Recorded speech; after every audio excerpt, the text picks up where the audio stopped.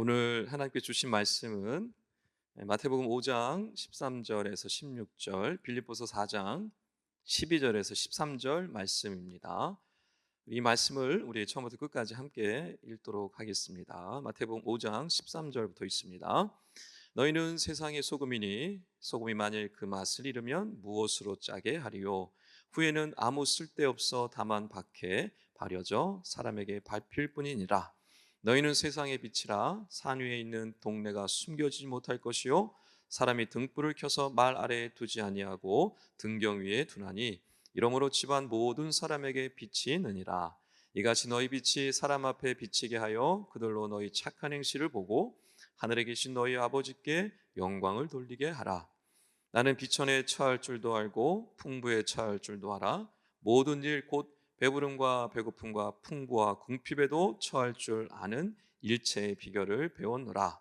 내게 능력 주시는 자 안에서 내가 모든 것을 할 수 있느니라. 아멘. 귀한 주일, 복된 자리에 나오신 여러분 환영하고 축복합니다. 서로 인사하겠습니다. 잘 오셨습니다. 환영합니다. 예, 잘 오셨습니다. 환영합니다. 축복합니다.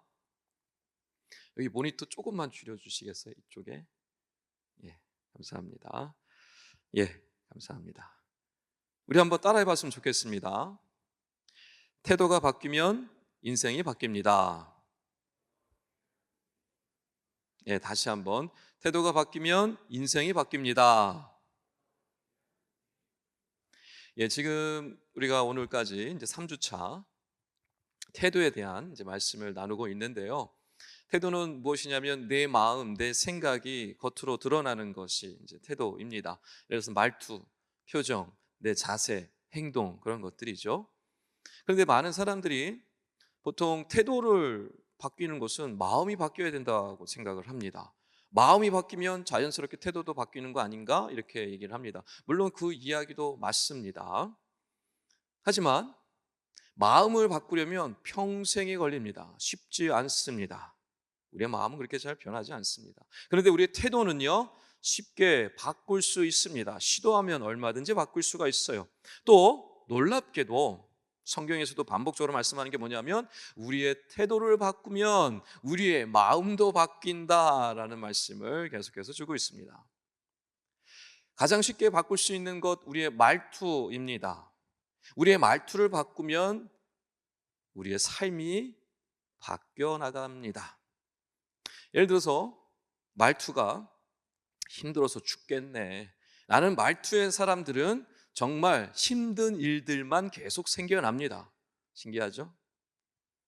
또 짜증나서 못 살겠네 라는 말투를 가진 사람들은 그 삶 속에 정말로 짜증나는 일들만 계속해서 일어납니다. 그런데 감사합니다 라는 말투로 살아가는 사람들은 어떻게 될까요?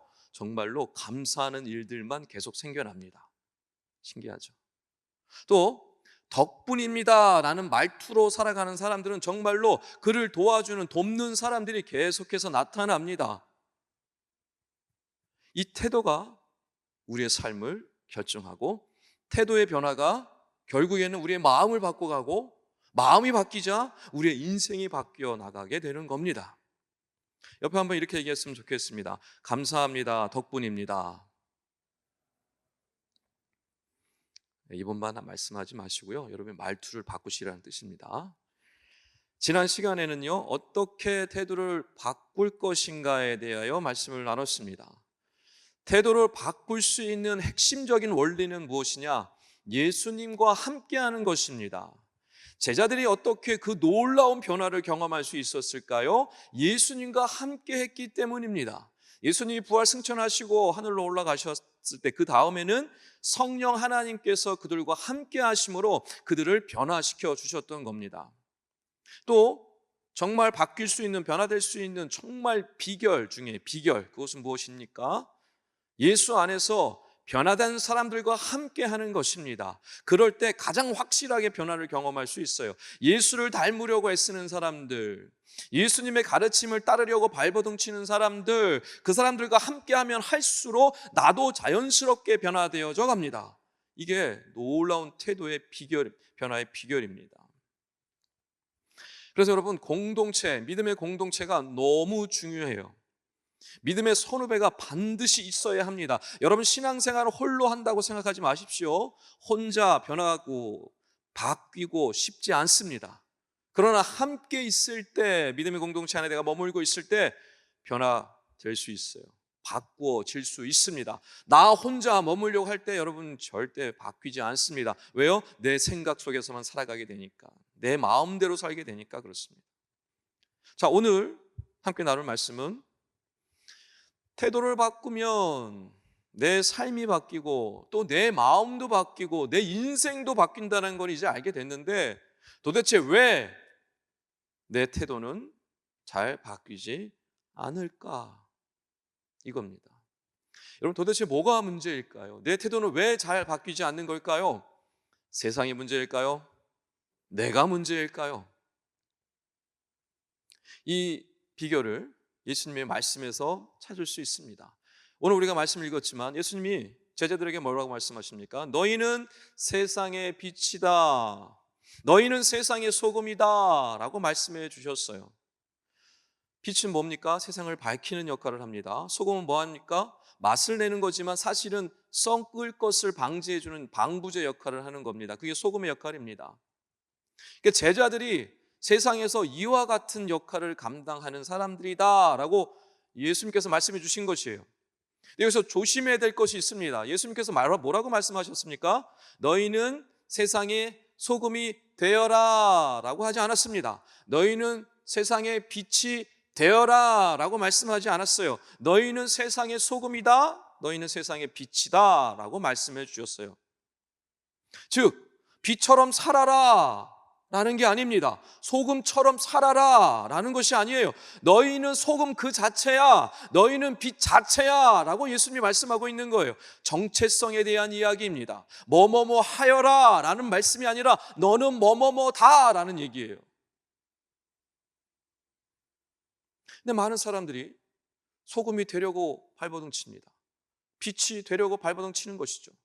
나는 원래 소금이 아닌데, 빛이 아닌데 소금이 되려고 발버둥 치는 거예요. 빛이 되려고 발버둥 치는 겁니다. 그래서 잘 안 되는 거예요.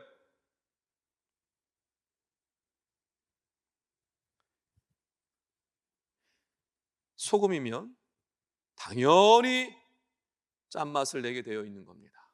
빛이면 당연히 빛을 발할 수밖에 없는 거예요. 예수님 지금 그 얘기하고 있는 겁니다.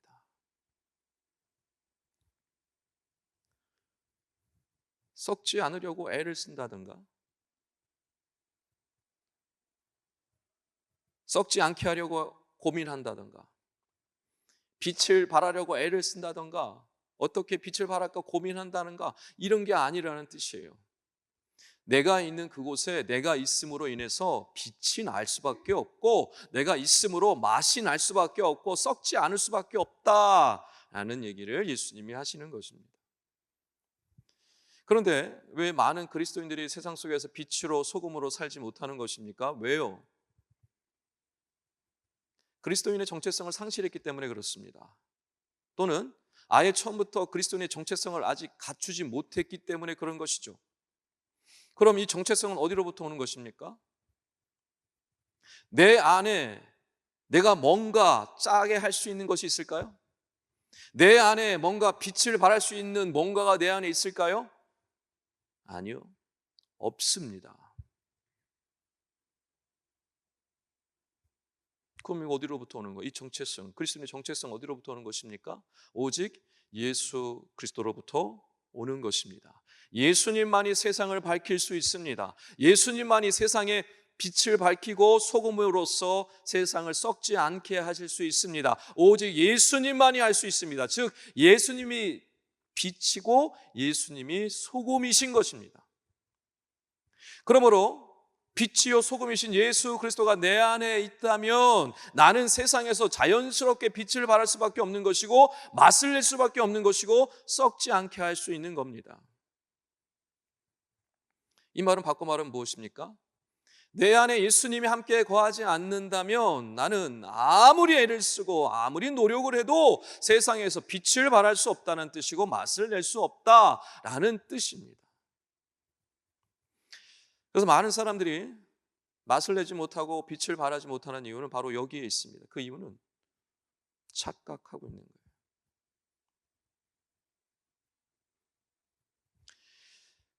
그러면 여러분 스스로 나는 왜 세상에서 빛을 발하지 못할까? 맛을 내지 못할까? 나는 정말 빛인가? 나는 정말 소금인가를 늘 점검해 봐야 합니다. 늘 점검하셔야 합니다. 그럼 어떻게 점검할 수 있을까? 여러분 오늘 설교 제목이 뭔지 기억하십니까? 세상이 문제냐? 내가 문제냐? 이게 오늘 설교 제목입니다. 이 말은 바꿔 말하면 나는 세상에 영향을 받고 있느냐 아니면 나는 세상에 영향을 주고 있느냐에 대한 질문이기도 합니다. 여러분이 세상에 대한 태도는 무엇입니까? 여러분의 태도를 가만히 돌아보세요. 세상을 향하여 있는 여러분의 태도. 세상이 온통 썩었어. 세상은 너무 어두워. 도저히 살만한 곳이 아니야 라는 태도로 세상을 바라보고 계십니까? 아니면 세상이 어두우니 내가 밝혀야 되겠구나. 세상이 썩었으니 내가 썩지 않게 해야 되겠구나 라는 태도로 세상을 대하고 계십니까? 여러분 예수님께서 너희는 세상의 빛이다, 너희는 세상의 소금이다 라고 말씀하신 것은 세상은 이미 어둡다, 세상은 이미 썩었다 라는 것을 전제로 하는 것입니다. 그러므로 세상이 너무 썩었어, 세상이 너무 어두워, 불평, 불만으로 대하는 것은 세상이 문제 있는 것이 아니라 내가 문제가 있는 겁니다.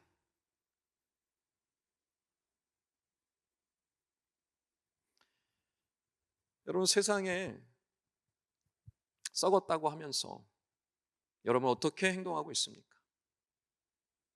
세상이 어둡다고 하면서 여러분 어떻게 행동하고 있습니까?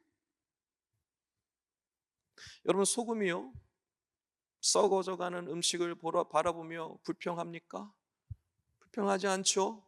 그냥 소금이 음식 속에 들어가면 되는 거예요. 여러분 등불이 어두운 방에게 불평합니까? 불평하지 않습니다. 그냥 그 어두운 방에 들어가면 밝혀버리면 되는 거예요. 우리도 똑같습니다.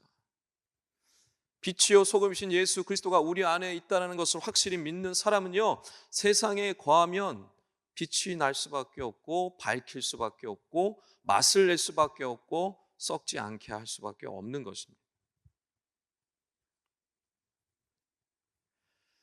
이처럼 세상이 아무리 어둡고 썩었다 하더라도 바른 태도가 있다면 얼마든지 세상을 밝힐 수 있고 맛을 내게 할 수 있습니다. 어려움이 어떤 사람에게는요 기회입니다. 그런데 어떤 사람에게는요 위기로 와 닿습니다. 뭐가 다른 겁니까? 같은 어려움인데 어려움을 대하는 그 사람의 태도가 다른 것입니다. 그래서 태도가 나쁜 사람은요 모든 기회 속에서 어려움만 찾습니다. 그런데 태도가 좋은 사람은요 모든 어려움 속에서 기회를 찾습니다. 세상을 향하여서 세상이 어떠하든지 내가 빛으로 소금으로 살려는 태도만 있다면 얼마든지 그렇게 살아갈 수 있습니다. 바른 태도가 필요합니다. 여러분의 태도는 어떻습니까? 성경에 보면 바른 태도의 모범을 보여주는 사람이 있습니다. 사도 바울이죠. 빌립보에 가서 전도를 하다가 감옥에 갇혔어요. 죄를 지은 것도 아닙니다. 하나님의 나라를 위하여 복음을 전하다가 잡혀서 갇히게 된 거예요. 여러분 얼마나 억울합니까? 얼마나 기가 막힌 거예요. 사도 바울이 뭐라고 했을까요? 감옥에 갇혀서 이런 더러운 세상 같으니라고, 이런 나쁜 세상 같으니라고, 죄 없는 사람을 함부로 가두다니, 나는 로마인인데 감히 나한테 이럴 수가 있어? 천벌을 받을 거야. 너희는 다 하나님 심판받을 거야. 이렇게 얘기했나요? 그렇게 얘기 안 했습니다. 빌립보서 1장 12절, 빌립보서 4장 4절에 보면 정반대 이야기를 하고 있습니다. 제가 읽어드리겠습니다. 형제들아, 내가 당한 일이 도리어 복음 전파의 진전이 된 줄을 너희가 알기를 원하노라. 무슨 말이냐 하면, 복음을 전하가 잡혀가지고 빌립보 감옥에 갇혔는데 이게 위기가 아니라는 거예요. 오히려 복음을 전하는 기회가 되었다. 그래서 나는 너무너무 기쁘다 라고 얘기하고 있는 거예요. 이거 뭐예요? 바울에게 이 위기는요, 위기가 아닌 거예요. 어려움은 어려움이 아닌 거예요. 기회인 거예요.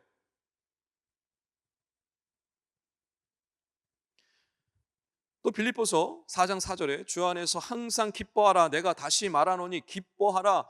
감옥에 갇혀 있는 사람이요, 빌립보 교회 성도들한테 거꾸로 기뻐하라라고 얘기하고 있어요. 빌립보서를 보면요, 이 짧은 서신 안에 16번이나 넘는 기뻐하여라, 기쁨이라는 단어가 반복해서 나오고 있습니다. 여러분, 이게 어떻게 된 겁니까? 감옥에 갇혀서 정신이 갔나요? 미친 겁니까? 그게 아니죠.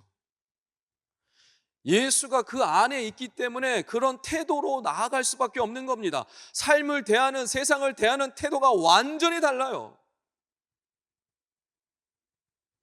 오늘 우리가 말씀 읽은 부분 빌립보서 4장 12절 13절을 제가 다시 읽습니다. 나는 비천에 처할 줄도 알고 풍부에 처할 줄도 알아. 모든 일 곧 배부름과 배고픔과 풍부와 궁핍에도 처할 줄 아는 일체의 비결을 배웠노라. 내게 능력 주시는 자 안에서 내가 모든 것을 할 수 있느니라. 아멘. 여러분, 바울이 이와 같이 고백할 수 있었던 이유는 무엇입니까? 자기의 모든 환경, 그걸 넘어서 자기의 모든 생사까지도 하나님께서, 예수님께서 해결해 주실 것이라는 확신과 믿음이 있었기 때문에 그렇습니다. 그 믿음, 그 확신 안에서, 그 예수 안에서 있었기 때문에 이와 같은 태도로 살아갈 수밖에 없었던 거예요. 그것이 감옥이든 사형장이든 그 어떤 고난의 자리에도 아무 상관이 없었던 겁니다. 일체의 비결을 배웠다. 누구로부터요? 예수 그리스도로부터. 여러분, 우리도 이와 같습니다. 어떤 환경, 어떤 역경 가운데 있을지라도 낙심하지 않을 수 있는 이유, 포기하지 않을 수 있는 이유는 무엇입니까? 내게 능력 주신 자 안에서 내가 있을 때, 그럴 때 포기하지 않을 수 있습니다. 그럴 때 내 태도가 완전히 바뀌게 됩니다. 그런 믿음이 있을 때 비로소 세상에 나아가서 빛으로, 소금으로 살아갈 수 있는 것이죠. 세상을 변화시킬 수 있는 것입니다. 믿음입니다. 믿음입니다. 내 안에 거하시는, 내게 능력 주시는 그 예수 그리스도를 믿는 믿음입니다. 내게 능력 주신 자 예수가 나와 함께 하심을 믿는 그 믿음이 나로 하여금 소금으로, 빛으로 살아갈 수 있게 하고 바른 태도로 살아갈 수 있게 하는 것입니다. 한번 따라하겠습니다. 내게 능력 주신 자 안에서 내가 모든 것을 할 수 있느니라. 이 고백이 우리 싱크 청년 모두의 평생의 고백이 되시길 주님으로 간절히 축원합니다. 말씀을 정리하겠습니다. 포브스에 여러 저널리스트들이 있는데 캐시 카리노라는 이분의 글이 있습니다. 그 글의 제목이 그겁니다. 세상 사람들 중에 세 종류의 사람이 있다. 첫째, 자기 일이 싫어서 투덜거리는 사람들. 여러분, 어디에 속하는지 한번 생각해 보십시오. 그저 투덜거리며 사는 사람들이 있다라는 겁니다. 두 번째, 그럭저럭 일하면서 밥벌이하며 사는 사람들, 그저 먹고 사는데 급급해서 사는 사람들이라는 뜻입니다. 세 번째, 자기 일에 가치를 부여하고 그 일을 좋아하는 사람들, 자기가 하고 있는 이 일이 어떠한 일이라 할지라도 거기서 중요한 의미를 발견하고 그것으로 기뻐하며 살아가는 사람들이라는 것입니다. 이 작가가 질문을 합니다. 이 세상을 선한 영향력 끼치는 사람들은 누구일까요? 여러분, 누구일까요? 투덜거리며 살아가는 사람들이 세상에 영향을 줄까요? 그저 자기 먹고 사는데 급급해 살아가는 사람들이 세상에 영향을 줄까요? 아닙니다. 내가 하는 일이 어떤 일이라 할지라도, 작은 일이라 할지라도 거기서 의미를 발견하고 중요한 뜻을 발견하고 기뻐하며 즐거워하며 살아가는 사람들이 세상에 선한 영향력을 주고 세상을 변화시킨다라고 말하고 있습니다. 그런데 흥미로운 것을 발견했습니다. 이 세 번째 부류의 사람들은 금수저 출신이 아니라는 것입니다. 오히려 어릴 적에 굉장히 어려운 환경에서 자라는 사람들이 대부분이라는 거예요. 가정에 큰 문제, 큰 고난, 환난들을 겪어본 사람들이라는 것을 발견하게 됐습니다. 그들이 그 어려움 속에서 포기한 것이 아니라 오히려 그 어려움을 겪어 나가면서 성숙되어지고 변화되어지고 삶이 바뀌고 태도가 바뀌어져서 이제는 그 태도가 사람들에게 선한 영향력을 주기 시작했다. 세상을 변화시키는 영향력을 주는 사람들이 되었다라고 말을 하고 있습니다. 여러분, 처음 질문으로 돌아가 보겠습니다. 세상이 문제입니까? 내가 문제입니까? 세상은 처음부터 이미 어두웠습니다. 이미 썩었습니다. 그래서 예수님이 오신 것이죠. 그 어두운 세상을 밝히려고, 그 맛을 잃은 썩은 세상을 변화시키시려고 예수님 오신 거예요. 그러니 세상은 문제 있는 것이 아닙니다. 세상을 향하여서 그저 불평불만하고 사람들을 바라보며 정죄하고 비판하는 나의 태도가 문제인 것이죠. 예수님이 너희는 세상의 빛이요 소금이다 라고 말씀하셨죠. 예수님이 그렇게 말씀하신 이유는 세상에 가서 불평불만하고 정죄하고 지적하고 판단하라고 한 것이 아닙니다. 세상에 들어가서 어두운 세상을 밝히라고, 세상에 들어가서 맛을 내라고, 너는 빛이다, 너는 소금이다, 내가 너와 함께한다 라고 말씀해 주신 것입니다. 예수님께서 여러분을 학교로 보내시는 이유, 직장으로 보내시는 이유, 가정으로 보내시고 공동체로 보내시는 이유 무엇입니까? 여러분이 그곳에서 어둠을 밝히라는 것입니다. 여러분이 그곳에서 썩어져가는 그곳에서 썩지 않게 하라는 것입니다. 맛을 잃은 그곳에서 맛을 내라는 것입니다.